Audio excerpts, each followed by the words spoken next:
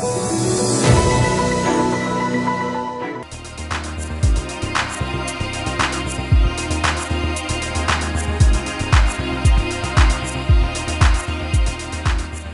मालूम है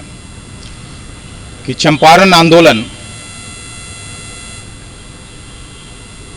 स्वतंत्रता संग्राम की पहली ऐतिहासिक लड़ाई जो बिहार से आगे जाकर और देश की स्वतंत्रता संग्राम की दिशा व दशा तय की, जिसके सबसे बड़े नायक और कहा जाए तो चंपारण सत्याग्रह के सबसे बड़े प्रणेता पंडित राजकुमार शुक्ल थे। चूंकि वो एक किसान परिवार से थे, इसलिए उन दिनों ब्रिटिश हुकूमत द्वारा या नीलहे ईस्ट इंडिया कंपनी द्वारा जो बर्बरतापूर्ण अत्याचार हो रहा था, किसानों पे लगातार करों का बोझ लादा जा रहा था और तरह तरह से अत्याचार प्रताड़ित करने की जो यातना पूर्ण रवैया ब्रिटिश हुकूमत ने निकाला, तो किसान होने के नाते पंडित राजकुमार शुक्ल ने उसे महसूस किया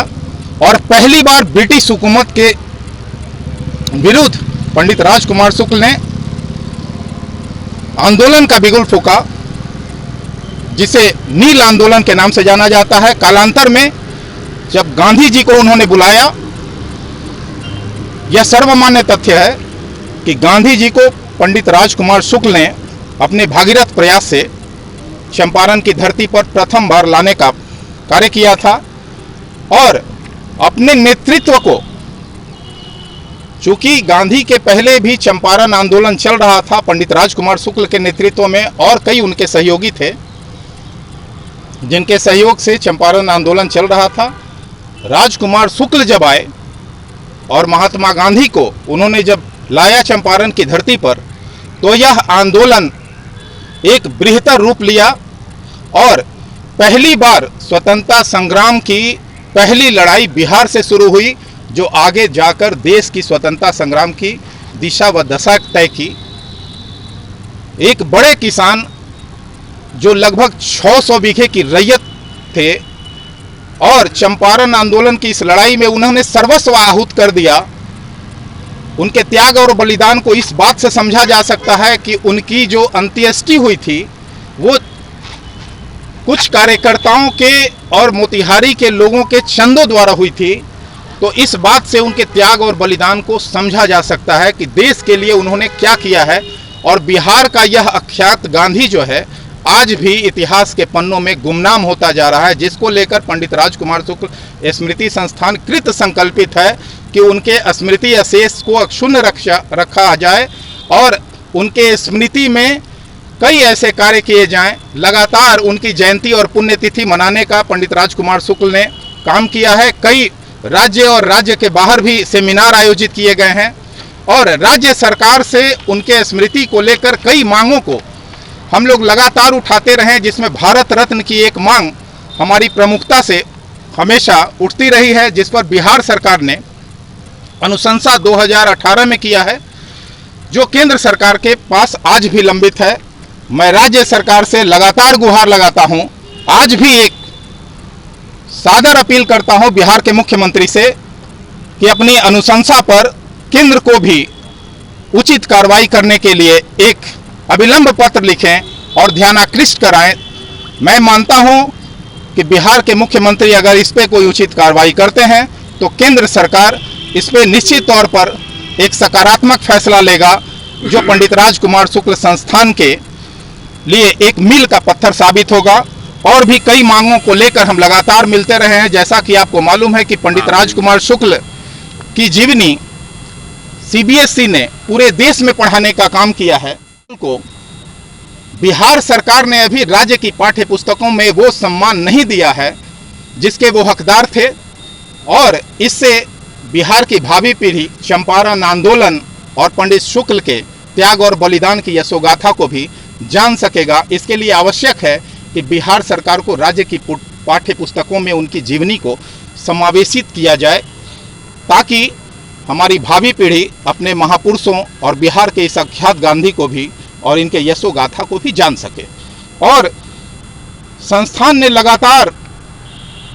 इनके स्मृति अवशेष के लिए एक शोधशाला, जिस पर रिसर्च स्कॉलर के पास मटेरियल मिले, लगातार संस्थान शोधशाला और संग्रहालय की मांग करती रही है, जिसमें बिहार सरकार अभी पूरी तरह गौण है। इसके लिए जमीन का आवंटन करने के लिए कई बार राज्य सरकार को ध्यानाकृष्ट कराया गया है। राज्य सरकार के मुख्यमंत्री, उप मुख्यमंत्री, मौजूदा विधानसभा के स्पीकर विजय कुमार चौधरी जी से भी मैंने कार्यक्रम के तहत और कार्यक्रम के बाद भी आग्रह किया था, जिसको लेकर अभी राज्य सरकार कोई भी उचित कार्रवाई करने से बच रही है। इसका कारण मैं नहीं जानता हूं, लेकिन मैं आज भी एक आप लोगों के चैनल के माध्यम से अपील करता हूं कि कम से कम पाठ्य पुस्तक में समावेशित किया जाए, राज्य के पाठ्य पुस्तक में इनकी जीवनी को, और शोधशाला व संग्रहालय के लिए पटना में संस्थान को एक जमीन आवंटित की जाए। और राज्य सरकार ने पिछले 1 साल पहले तत्कालीन उप मुख्यमंत्री माननीय श्री सुशील कुमार मोदी जी से हम लोगों ने इनके जयंती को राजकीय समारोह के तौर पर मनाने की गुहार लगाई थी, जिस पर उनका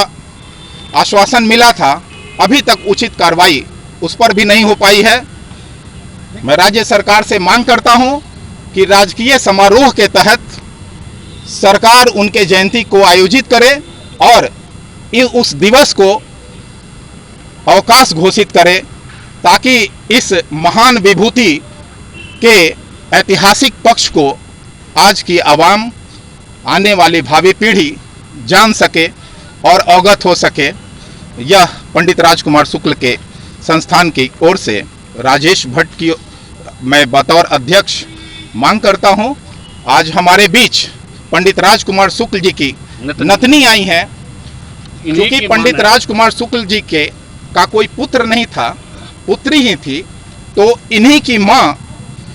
स्वर्गीय श्रीमती देवपति जी ने मुखाग्नि देने का काम किया था, जो आज भी सामाजिक चेतना का एक अनुपम उदाहरण है। मैं चाहूँगा कि इनकी भावना को भी आप। देवपति देवी मेरी माता जी है, जो कि उन्होंने अपने पिता के मुख्य अग्नि पुत्र के रूप में माता जी दी है। और माँ का मेरा इच्छा था हरदम कि मेरे पिताजी का एक स्मारिका बने, जो कि इतना बड़ा उन्होंने काम किया है। और चंपारण में सत्याग्रह के इतना बड़ा आंदोलन, गांधी जी को भी उन्होंने बुला कर लाए थे, कस्तूरबा गांधी जी भी आई थी। मेरी नानी माँ कहती थी कि उन्होंने मुझे बहुत संतुलना दी, लेकिन नाना जी के चले जाने के बाद किसी ने मुड़कर नहीं देखा मेरे माँ को या नानी को, उन्हें परिवार को। आपके परिवार के तौर पे आपकी क्या मांगे हैं बिहार सरकार से? बिहार सरकार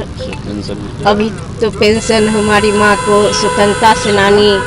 देवे नहीं किए, फिर कर देखवे नहीं किए कभी भी कि हाँ इनको दिया जाए, जबकि बराबर जवाहरलाल नेहरू जी से, डॉक्टर राजेंद्र प्रसाद से, सभी से मेरी माताजी मिलती थी।